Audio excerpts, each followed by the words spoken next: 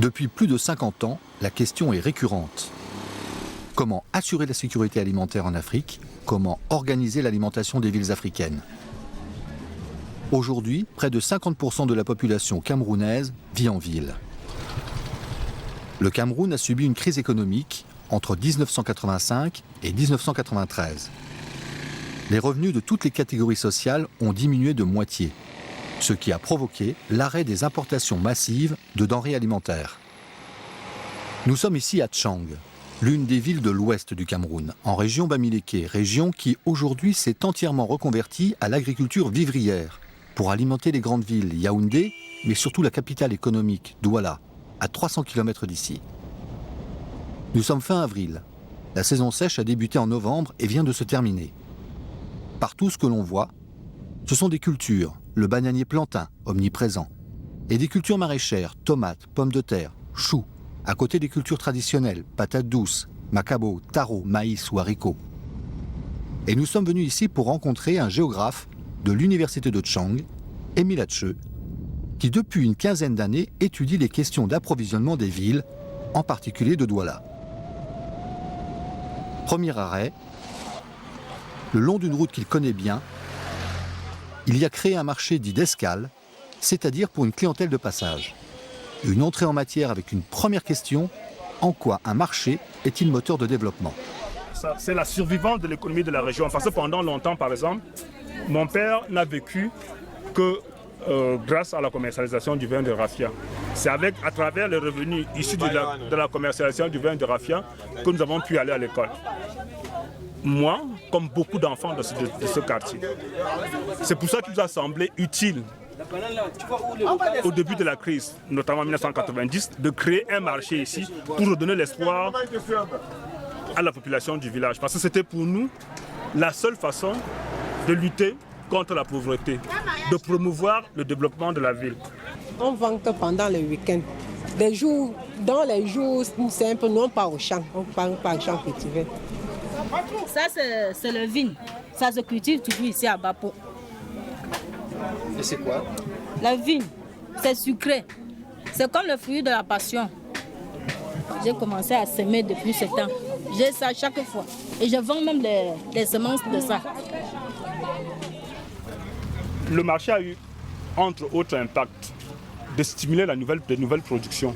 Parce que pendant longtemps, on n'a pas eu de commercialisation d'ananas. Maintenant, les gens expérimentent, la population expérimente la production de l'ananas comme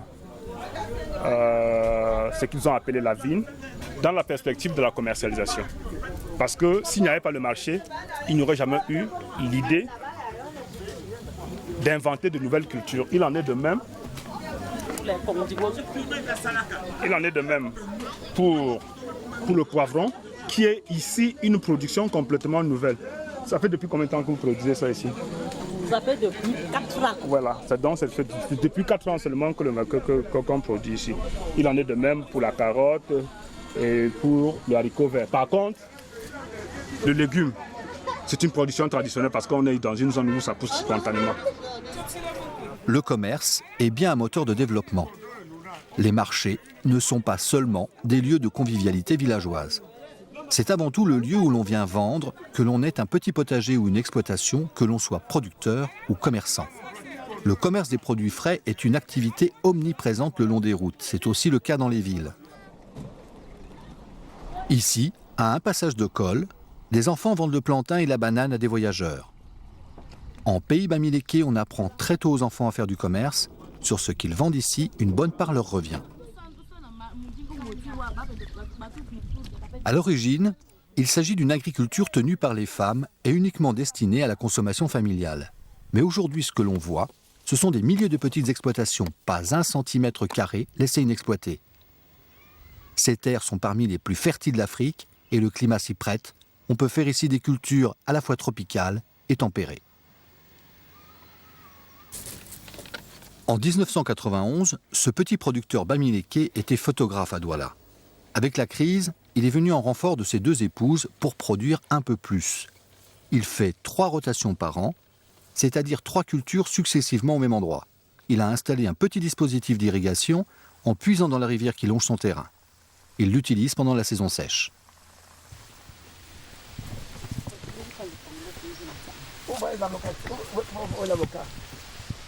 Ça, c'est à maturer. Vraiment, je ne sais pas. On va commencer dedans.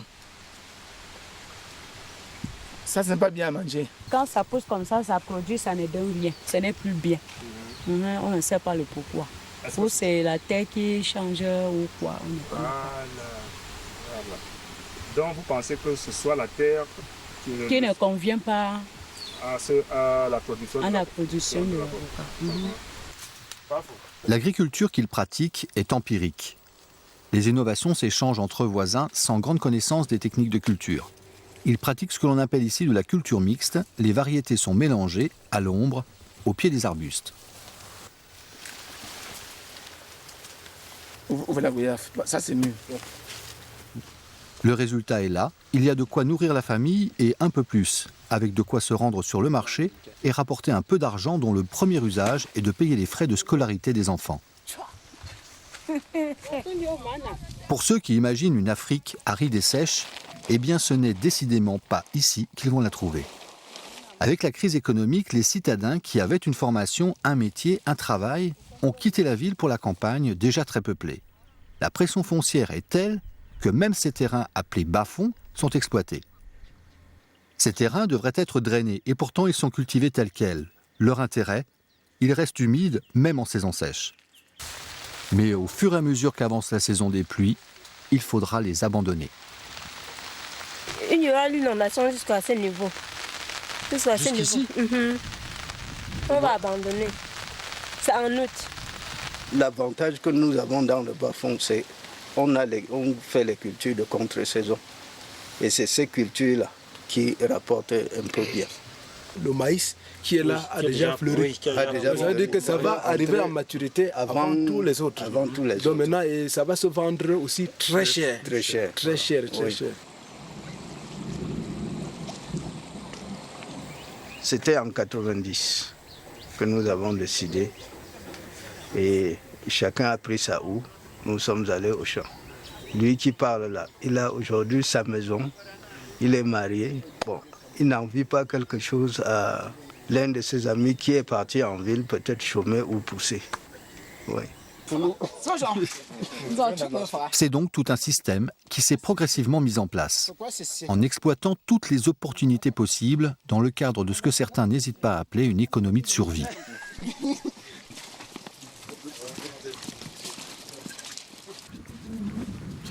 Pour ces producteurs, il faudra maintenant louer un camion pour emmener les marchandises sur un marché de collecte, où là, elles seront proposées aux commerçants.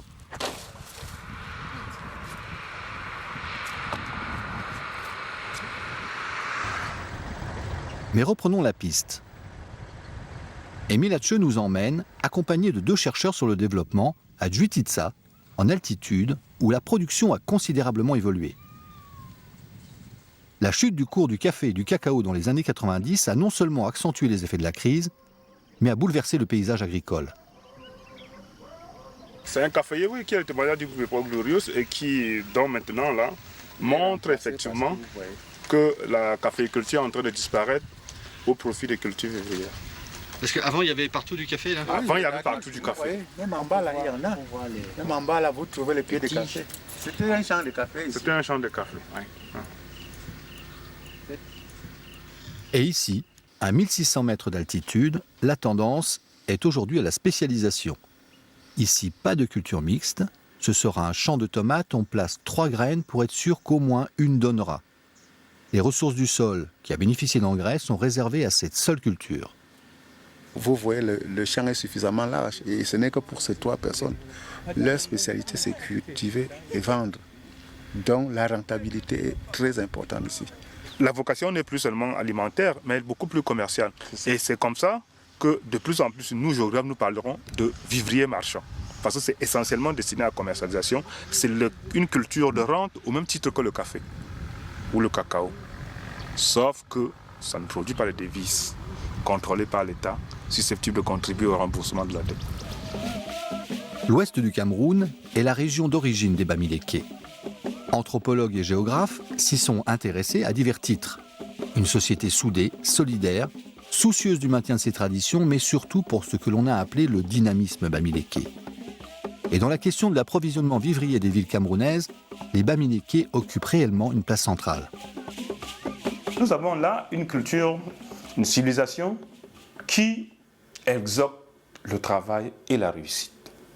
Et donc, quel que soit le domaine dans lequel tu te trouves, quels que soient les potentiels qui sont les tiens, que ce soit de très gros potentiels ou bien que ce soit des potentiels qui tendent vers zéro, quelle que soit l'hostilité auquel tu es confronté, sociale, économique, culturelle, la société bamileke t'impose de réussir, t'oblige à réussir. Et quand tu réussis, on le reconnaît et on t'anoblit. Et ceci a contribué d'une manière ou d'une autre à accompagner le développement de la culture vivrière. Et lorsque l'on est Bamileke et qu'on a réussi, on a l'obligation de faire quelque chose pour les siens. À Fokwe, un entrepreneur qui a fait carrière à Douala a financé une coopérative agricole dans son village d'origine. Une initiative qui profite à plusieurs milliers de personnes. Une réalisation résolument placée dans une optique de développement.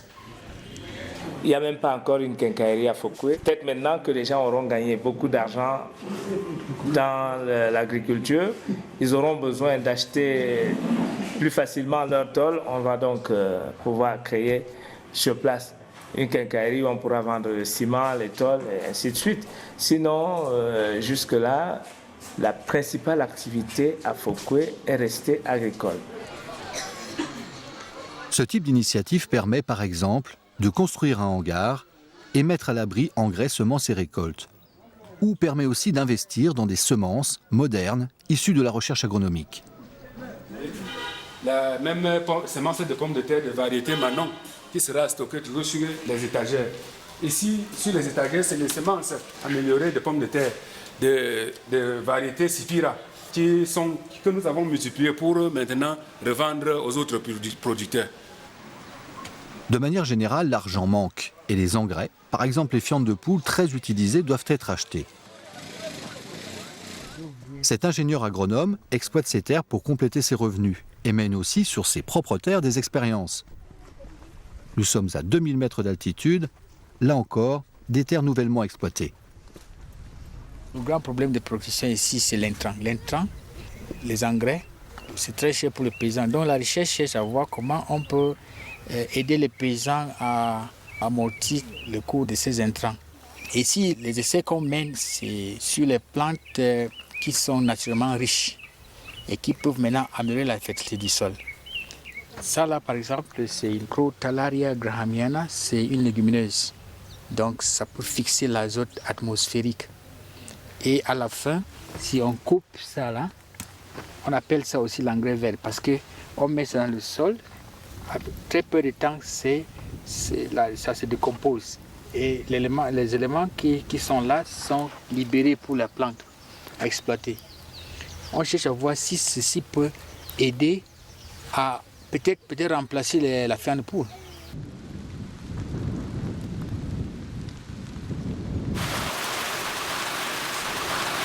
Si la pluie est très forte, ce n'est pas très bon parce que ça lave le sol.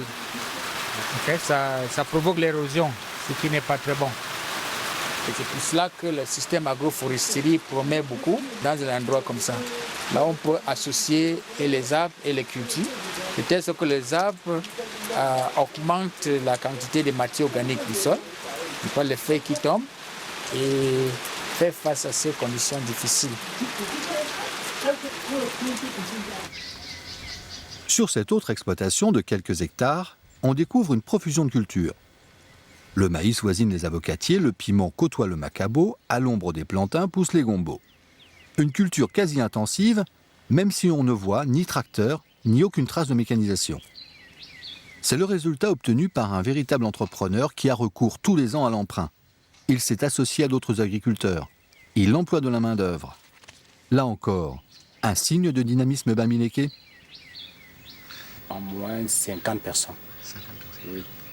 Les 17 qui sont sur place. Le traçage, le repiquage, c'est les 17 personnes.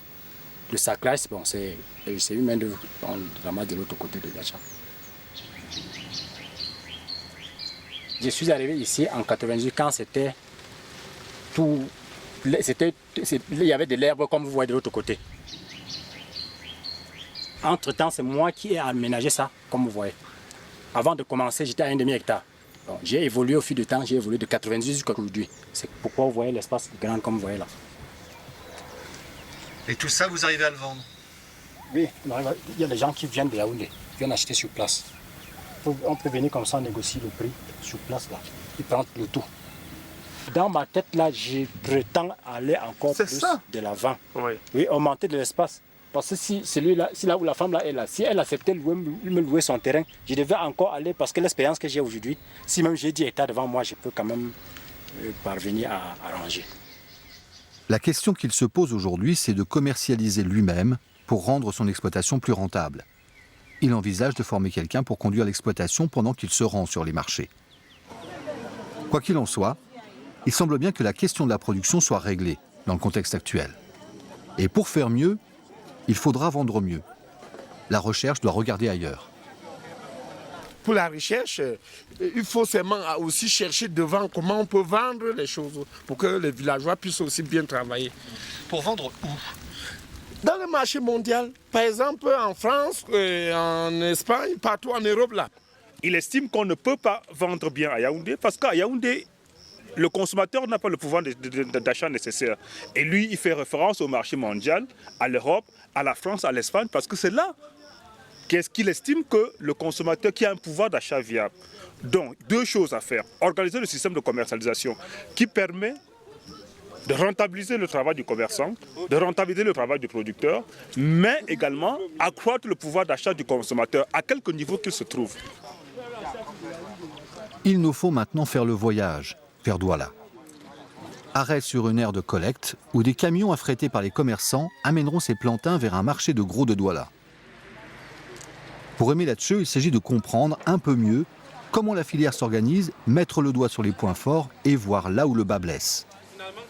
Dans d'autres régions, il arrive que les marchandises pourrissent sur place, faute de commerçants pour les prendre en charge.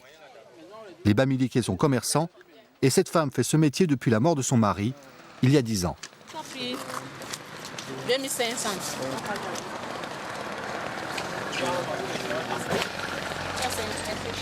C'est pas cher, regarde le régime. Comme on achète en bourse comme ça à 1500. Et on vous revend. Tu dis que c'est cher comment? Regarde 2500. Deux régimes à 2500. C'est bon? Arrête un peu ça.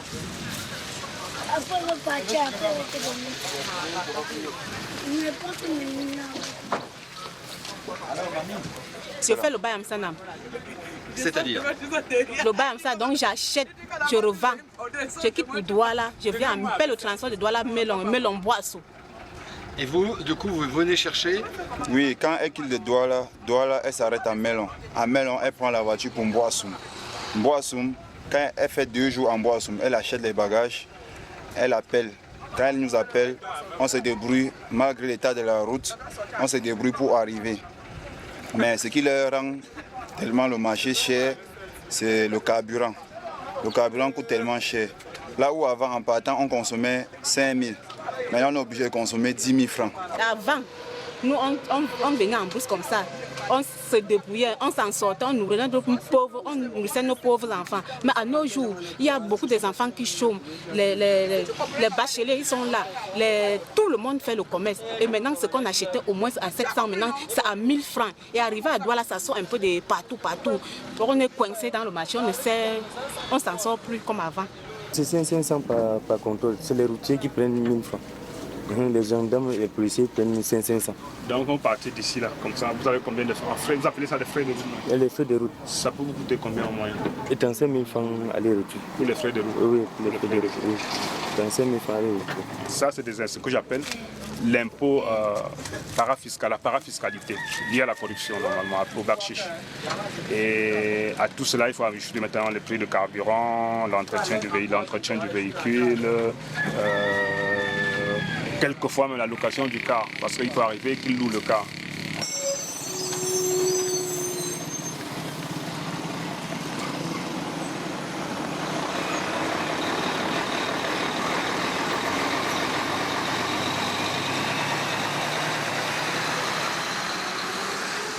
Nous ne sommes qu'à une centaine de kilomètres de Douala. Un peu plus loin, un des postes de péage. Pour faire 300 km, un camion peut être arrêté une vingtaine de fois. Douala. En 1976, Douala comptait 400 000 habitants. Aujourd'hui, plus de 3 millions.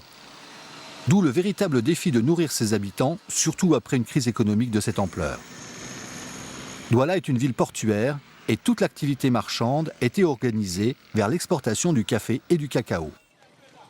Ce qui explique ce que nous allons voir, des marchés de gros balbutiants. Premier point, il n'existe pas un marché de gros, mais des marchés de gros. Le marché Sandaga de Douala est le marché de gros des produits frais. Il a été construit ici sur un terrain près du port, succédant à une fourrière et un espace de foire. Des commerçants semi-grossistes viennent acheter des marchandises qu'ils vont revendre aux commerçants de détail un peu partout dans la ville. Tu m'as vu? Voilà. Les camions, ils n'ont pas d'heure fixe d'arrivée. Ça dépend de l'heure de départ au village. On peut charger à midi, ils arrivent ici à 18h. Mais généralement, les camions commencent à arriver ici à 18h, jusqu'au petit matin. Donc pendant la nuit en fait? Oui, toute la nuit. Toute la nuit. Donc ils commencent à 18h jusqu'au petit matin. Ça veut dire que toute la nuit, ils entrent, ils ravitaillent, ils ressortent, ils ravitaillent, ils ressortent.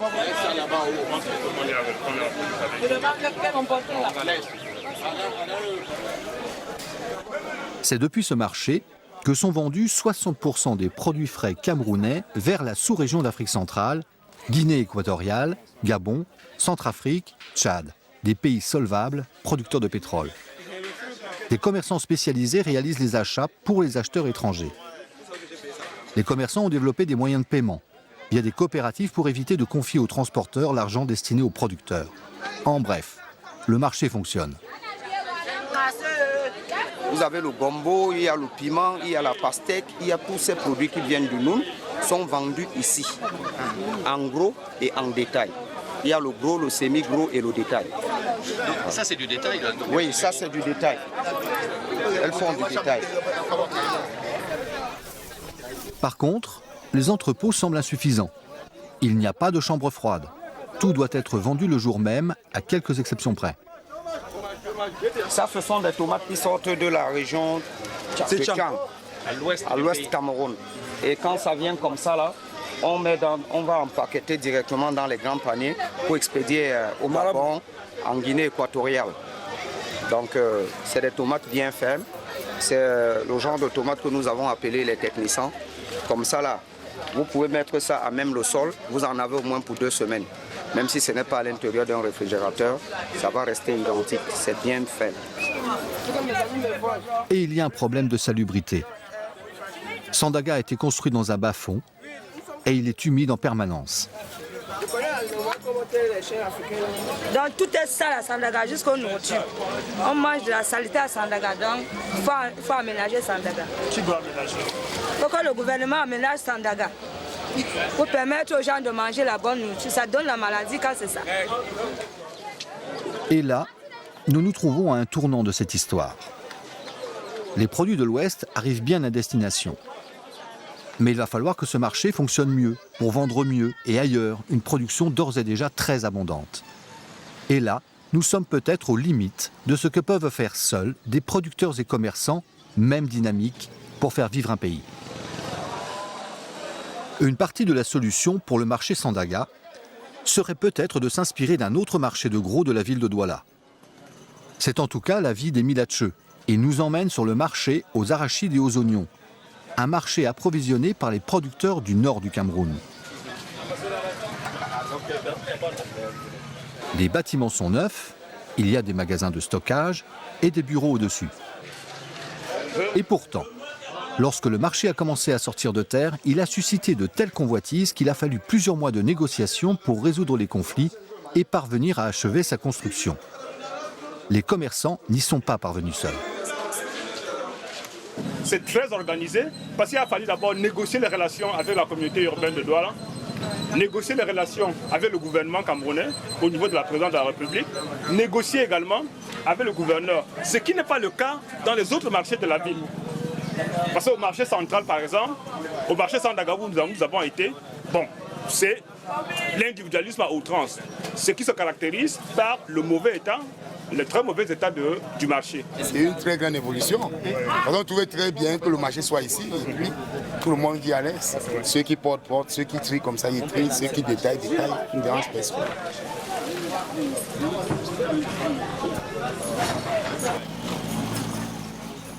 La communauté urbaine de Douala doit être très attentive à ce qui se passe dans ces deux petits marchés qu'on a vus, à ce qui se passe au marché Sandaga, où on a un désordre, où on a une dynamique, où c'est un marché international, quoi qu'on le veut. Et le marché aux oignons et aux arachides, qui est un modèle d'organisation. La communauté urbaine de Douala peut s'en vanter d'avoir une structure comme celle-là. Les bailleurs de fonds eux-mêmes qui font tant de bruit devraient pouvoir venir voir les réalisations. Parce que c'est beau à voir, c'est bien à comprendre, c'est facile à étudier. Il reste finalement une question. Ce système que nous avons vu et décrit depuis l'Ouest jusqu'ici, a-t-il un avenir? Nous avons vu là un système qui est mis en place comme un système de survie, comme une stratégie de survie. Est-ce qu'on peut ériger ça en modèle de développement? Oui et non à la fois. On peut tirer les leçons qui s'imposent. On doit faire le diagnostic de ce modèle, comme nous essayons très modestement de le faire. Identifier les atouts de ce modèle, voir dans quelle mesure on peut accompagner ce modèle et ce dynamique. Ça semble être la voie à suivre, et pas plus.